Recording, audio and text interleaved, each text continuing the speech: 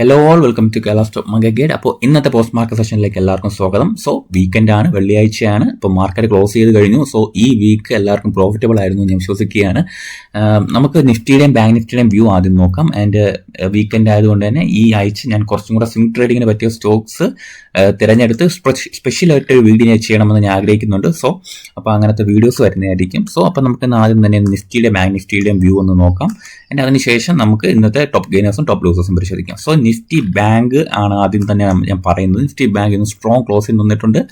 57,700 എന്നുള്ളൊരു range break ചെയ്ത് വളരെ സ്ട്രോങ് ആയിട്ടൊരു ക്ലോസിംഗ് തന്നിട്ടുണ്ട്. ആൻഡ് വീക്ക്ലി നോക്കുകയാണെങ്കിൽ ഈ ഒരു ഇടസമയത്തെ ഏറ്റവും നല്ലൊരു ബുള്ളിഷ് ക്യാൻഡിൽ നമ്മൾ ഇന്ന് നിഫ്റ്റിയിൽ ഈ വീക്ക് കണ്ടിട്ടുണ്ട് അല്ലേ. അപ്പം ബാങ്ക് നിഫ്റ്റിയിൽ നമ്മൾ കണ്ടു. ആൻഡ് നിഫ്റ്റിയിലും സിമിലർലി വളരെ സ്മൂത്ത് ആയിട്ടുള്ളൊരു ക്ലോസിംഗ് മാർക്കറ്റ് തന്നിട്ടുണ്ട്. അപ്പോൾ നിഫ്റ്റി ആയാലും ബാങ്ക് നിഫ്റ്റി ആയാലും വളരെ പോസിറ്റീവായിട്ട് തന്നിട്ടുണ്ട്. ബട്ട് ഗ്ലോബൽ മാർക്കറ്റ് നോക്കുകയാണെങ്കിൽ അമേരിക്കയിലൊക്കെ ഒരു റിസഷന്റെ ഭീഷണി വരാൻ സാധ്യത ഉണ്ടെന്നാണ് എനിക്ക് തോന്നുന്നത്. ഗ്ലോബൽ മാർക്കറ്റിൽ ഒരു സെല്ലിംഗ് പാനിക്കും ഒക്കെ വരുന്നുണ്ട്. സോ ഒരു ബെയർ മാർക്കറ്റിലേക്ക് ലോകത്തിലെ പല വ്യവസ്ഥാപിതമായ മാർക്കറ്റുകളും പോകുമോ എന്നൊരു ഭയം എൻ്റെ ഉള്ളിൽ കിടപ്പുണ്ട്. സോ ഞാൻ എന്തായാലും അടുത്ത വീക്ക് കുറച്ച് കാര്യങ്ങൾ പ്ലാൻ ചെയ്യണമെന്ന് ആഗ്രഹിക്കുകയാണ്. ഓൾറെഡി പ്ലാൻഡ് ആണ്, ബട്ട് കുറച്ചും കൂടെയൊക്കെ പൊസിഷൻസ് ലൈറ്റ് ആക്കണമെന്നും അല്ലെങ്കിൽ ഒന്നും കൂടെ കെയർഫുൾ ആയിരിക്കണമെന്നും എനിക്ക് തോന്നുന്നുണ്ട്. കാര്യം ഇന്ത്യൻ മാർക്കറ്റ് പോസിറ്റീവ് ആണെങ്കിൽ പോലും നമുക്ക് വിഭിന്നമായിട്ട് നിൽക്കാൻ കഴിയില്ലല്ലോ. ഇപ്പോൾ ഗ്ലോബൽ മാർക്കറ്റ് ഡൗൺ സൈഡ് ആണ് പോകുന്നതെങ്കിൽ നമുക്ക് അതിൻ്റെതായ ഒരു ആഫ്റ്റർ എഫക്റ്റ് നമ്മുടെ മാർക്കറ്റിൽ ഉണ്ടാവാൻ സാധ്യത ഉള്ളതുകൊണ്ട് തന്നെ ഞാൻ കുറച്ച് കോഷ്യസ് ആയിട്ടായിരിക്കും മുൻപോട്ട് പോകുന്നത്. So Nifty bank Nifty overall positive ആയിരുന്നു. ബട്ട് എന്തോ ഗ്ലോബൽ മാർക്കറ്റ് പോസിറ്റീവ് അല്ലാത്തത് കൊണ്ടായിരിക്കാം എനിക്ക് എന്തോ ഒരു പാനിക് മാർക്കറ്റ് നിലനിൽക്കുന്ന ഒരു ഫീൽ ഉള്ളത്. നമുക്കത് തിങ്കൾ ചൊവ്വ ദിവസങ്ങൾ ഡിസ്കസ് ചെയ്യാം. ആൻഡ് സ്വിംഗ് ട്രേഡിനുള്ള സ്റ്റോക്സ് ഞാൻ തിരഞ്ഞെടുക്കുന്ന സ്റ്റോക്സ് ഞാൻ നാളെ മറ്റന്നാളുമായിട്ട് വീഡിയോ അപ്ലോഡും ചെയ്യാം. സോ നമുക്ക് ഇന്ന് ടോപ്പ് ഗെയിനേഴ്സ് നോക്കുകയാണെങ്കിൽ Asian Paints, Max health Care, Bharti Airtel, M&M and ITC. അപ്പോൾ നമ്മളിപ്പം ഏഷ്യൻ പെയിന്റ്സ് ഞാൻ ഓൾറെഡി ഹോൾഡ് ചെയ്യുന്നുണ്ട്. നമ്മുടെ പബ്ലിക് ഗ്രൂപ്പിലെല്ലാം ഡിസ്കസ് ചെയ്തൊരു സ്റ്റോക്കാണ് ഏഷ്യൻ പെയിന്റ്സ് എന്ന് പറയുന്നത്. അപ്പോൾ ഏഷ്യൻ പെയിന്റ്സിന്റെ ചാർട്ട് നമുക്ക് നോക്കാം.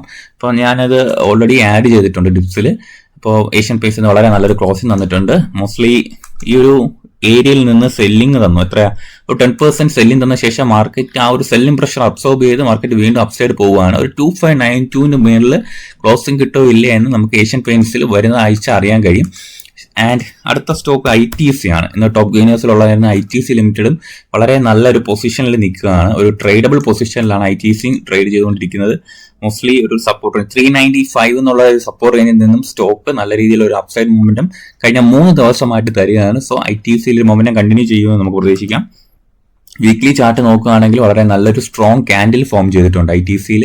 അടുത്ത സ്റ്റോക്ക് ടോപ്പ് ഗെയിനേഴ്സിലുണ്ടായിരുന്ന M&M and ITC and Max health care ആണ്. അടുത്ത ടോപ്പ് ലൂസേഴ്സ് നോക്കുകയാണെങ്കിൽ Wipro, Infosys, HCL tech 3 IT കമ്പനികളാണ് ടോപ്പ് ലൂസേഴ്സിൽ ആദ്യം തന്നെ ഉള്ളത്. ശേഷം എറ്റേണലും ടെക് മഹീന്ദ്രയുമാണ് ഉള്ളത്. അതിൻ്റെയൊക്കെ റീസൺസ് റിസൾട്ട് ബേസ്ഡ് ആയിട്ടുള്ള കാര്യങ്ങളായിരിക്കാം വിപ്രോ അടക്കമുള്ള കമ്പനികളിൽ എഫക്റ്റീവായി വന്നിരിക്കുന്നത്. വിപ്രോയുടെ ചാർട്ട് ഒന്ന് നമുക്ക് പരിശോധിക്കാം. വിപ്രോ സാമാന്യം നല്ലൊരു ഭേദപ്പെട്ട റിസൾട്ടാണ് വന്നത്. ബട്ട് മാർക്കറ്റ് എന്തോ അതിൻ്റെ അനുസരിച്ച് ബിഹേവ് ചെയ്തിട്ടില്ല. അപ്പോൾ വിപ്രോ നോക്കുകയാണെങ്കിൽ ഒരു കോമൺ സപ്പോർട്ട് സോണിലേക്ക് വന്ന് നിൽക്കുകയാണ്. വിപ്രോയിൽ ഒരു സ്ട്രെങ്ത് ഇതുവരെയായിട്ട് മാർക്കറ്റ് കുറച്ചധികം കാലമായിട്ട് കാണിക്കുന്നില്ല എന്നുള്ളതാണ് ഒരു fact. As A matter of fact നമുക്ക് പറയാനുള്ളത്. ഒരു കൺസോളിഡേഷൻ ഫേസിൽ മാർക്കറ്റ് ഇങ്ങനെ പോവുകയാണ്. നിങ്ങൾ കണ്ടില്ലേ, ഒരു 230 to 260 റേഞ്ച് എന്ന് പറയുന്ന ഒരു ചെറിയ കൺസോളിഡേഷൻ ഫേസിൽ മാർക്കറ്റ് കുടുങ്ങിക്കിടക്കുകയാണ്.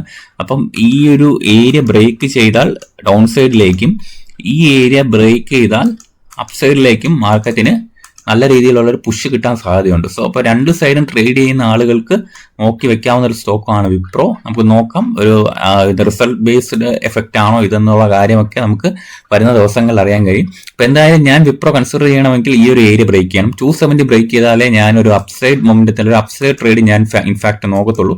അല്ലാത്ത പക്ഷം ഞാൻ ജസ്റ്റ് ഇതൊന്ന് വാച്ച് ചെയ്യത്തേ ഉള്ളൂ വിപ്രോ എന്ന് പറഞ്ഞ സ്റ്റോക്ക്. അപ്പം അടുത്ത സ്റ്റോക്ക് ബേസിക്കലി നമ്മൾ ചെക്ക് ചെയ്യേണ്ടതെന്ന് പറഞ്ഞത് ഇൻഫോസിസ് വേണമെങ്കിൽ നമുക്ക് ചെക്ക് ചെയ്യാം. ഇൻഫോസിസ് മന്ത്ലി ക്യാൻഡിൽ ഒന്ന് നോക്കണം.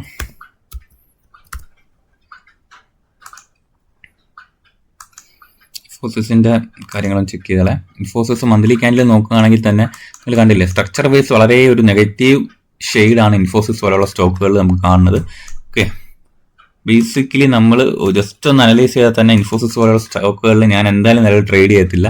ഒരു ഡിമാൻഡ് ഏരിയസിലാണ് ഓവറോൾ നോക്കുകയാണെങ്കിൽ ഒരു ഡിമാൻഡ് ഏരിയയിലാണ് മാർക്കറ്റ് നിൽക്കുന്നത്. ബട്ട് സ്ട്രക്ചർ ബേസ് നോക്കുകയാണെങ്കിൽ വളരെ നെഗറ്റീവാണ് ഇൻഫോസിസ് ഒക്കെ. സോ ഞാൻ ഇതൊന്നും ഒരു സ്വിംഗ് ട്രേഡിന് വേണ്ടി ഞാൻ നിലവിൽ കൺസിഡർ ചെയ്യാൻ ആഗ്രഹിക്കത്തില്ല.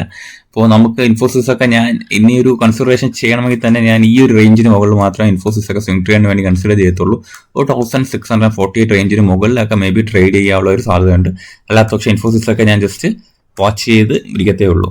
ഓക്കെ, അപ്പോൾ ഇന്നത്തെ ഒരു പ്രീ മാർക്കറ്റ് പോസ്റ്റ് മാർക്കറ്റ് സെഷനിൽ നമ്മൾ ശ്രദ്ധിക്കേണ്ട ഒരു പ്രധാനപ്പെട്ട കാര്യം, മാർക്കറ്റ് അതിന്റെ സ്ട്രെങ്ത് നിലനിർത്തിയിട്ടുണ്ട് ഇപ്പോൾ.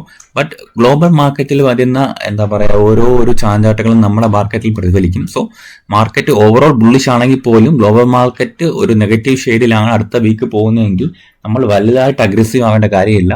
നമ്മൾ ജസ്റ്റ് ഒരു കൺട്രോൾഡ് പൊസിഷനിൽ തന്നെ പോയാൽ മതി. ഓക്കെ, പിന്നെ നമുക്കൊരു ചാർട്ട് റിക്വസ്റ്റ് ഉണ്ടായിരുന്നു. അത് VBL എന്ന് പറയുന്ന സ്റ്റോക്കിലാണ്. VBL നമുക്കൊന്ന് ചെക്ക് ചെയ്യാം.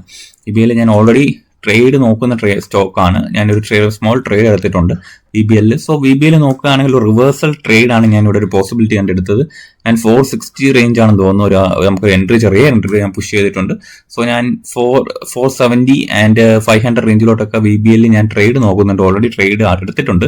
അപ്പോൾ VBL ഇന്നത്തെ ദിവസം നോക്കുകയാണെങ്കിൽ ഒരു എന്താ പറയാ ചെറിയ കൺസോൾട്ടേഷൻ സ്റ്റേറ്റിലാണ് മാർക്കറ്റ് നിൽക്കുന്നത്. സോ മേ ബി ഒരു 440 റേഞ്ചിലേക്ക് റീടെസ്റ്റ് വരാം, 447 റേഞ്ചിലേക്ക് റീടെസ്റ്റ് വരാം, എന്നിട്ടൊരു അപ്സൈഡ് മൂവ്മെന്റ് കാണാം. ഓവറോൾസ് നമുക്ക് അടുത്ത 475 ആൻഡ് 485 ഒരു ക്വിക്ക് മൂവ്മെന്റ് ഞാൻ പ്രതീക്ഷിച്ചാണ് VBL എൻട്രി എടുത്തിരിക്കുന്നത്. സോ സ്റ്റിൽ വാച്ചിങ്ങിലാണ്. ഇപ്പൊ എന്തായാലും ഒരു റിവേഴ്സൽ ആണ് എന്നാണ് ഞാൻ പ്രതീക്ഷിക്കുന്നത്. ഈ സ്റ്റോക്കിൽ കാര്യം ചെറിയൊരു ബേസ് ഉണ്ട്. നിങ്ങൾ നോക്കുകയാണെങ്കിൽ മൈന്യൂട്ട് ലെവലിൽ നോക്കുകയാണെങ്കിൽ ഈ ഒരു ഏരിയ സ്ട്രോങ്ലി ഉള്ള ഒരു സെല്ലിംഗ് പ്രഷർ ഉണ്ടായിരുന്ന സ്ഥലമാണ്. ആൻഡ് ഈ ഏരിയ നന്നായിട്ട് VBL ക്രോസ് ചെയ്തിട്ടുണ്ട്. ആൻഡ് അടുത്ത് ഇനി ഒരു സ്ട്രോങ് റെസിസ്റ്റൻസ് വരാൻ സാധ്യതയുള്ള ഒരു 470 എന്നുള്ള റേഞ്ചിലാണ്.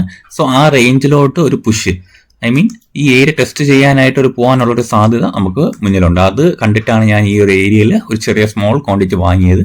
സോ VBL ചാർട്ട് റിക്വസ്റ്റ് ആയിട്ട് നമ്മുടെ കമന്റ് ബോക്സിൽ ഉണ്ടായിരുന്നു. അപ്പോൾ അതുകൊണ്ട് ഞാൻ ഇത് എക്സ്പ്ലെയിൻ ചെയ്തതാണ്. എന്തായാലും ഞാൻ ഈ ട്രേഡിൽ ഓൺ ആണ്, മീൻസ് എൻട്രി എടുത്തിട്ടുണ്ട്. സോ ഇതുപോലെ ഏതെങ്കിലും സ്റ്റോക്സ് നിങ്ങൾക്ക് നോക്കാനുണ്ടെങ്കിൽ നിങ്ങൾക്ക് കമന്റ് ബോക്സിൽ ടൈപ്പ് ചെയ്തിടാവുന്നതാണ്. നമുക്ക് അടുത്ത വീഡിയോസിൽ അത് ഇൻക്ലൂഡ് ചെയ്യാൻ ശ്രമിക്കാം. ഓക്കെ, അപ്പോൾ വീക്കിലി വീഡിയോ, അതായത് വീക്കിലി ഉള്ള വാച്ച് ലിസ്റ്റ് ഞാൻ ഇട്ടുകൊണ്ടിരുന്നതാണ്. പിന്നെ അത് ഞാൻ ഒഴിവാക്കിയതാണ്. സോ മേ ബി ഞാൻ ഒരു weekly watch list video swing ട്രേഡിന് വേണ്ടിയിട്ട് ഞാൻ അനുസരിക്കുന്ന സ്റ്റോക്കുകളുടെ വാച്ച് ലിസ്റ്റ് വീഡിയോ ഞാൻ അപ്ഡേറ്റ് ചെയ്യുന്നതായിരിക്കും നാളെയോ മറ്റന്നാളോ. സോ എല്ലാവരും കാണാൻ ശ്രമിക്കുക. ഓക്കെ, അപ്പോൾ നല്ലൊരു വീക്കെൻഡ് ഞാൻ എല്ലാവർക്കും നേരെയാണ്. ഇപ്പോൾ വരുന്ന ആഴ്ചകളിൽ നമുക്ക് തിങ്കൾ ചൊവ്വ അല്ലെങ്കിൽ ശനി ഞായർ ദിവസങ്ങളെല്ലാം നമുക്ക് എന്താ പറയുക നമ്മൾ അപ്ഡേറ്റഡ് വീഡിയോസ് വന്നുകൊണ്ടിരിക്കും. എല്ലാവരും നമ്മുടെ ഫാമിലി ആയിട്ട് ഒത്ത് മുൻപോട്ട് പോവുക. ഓക്കെ, അപ്പോൾ താങ്ക് യു.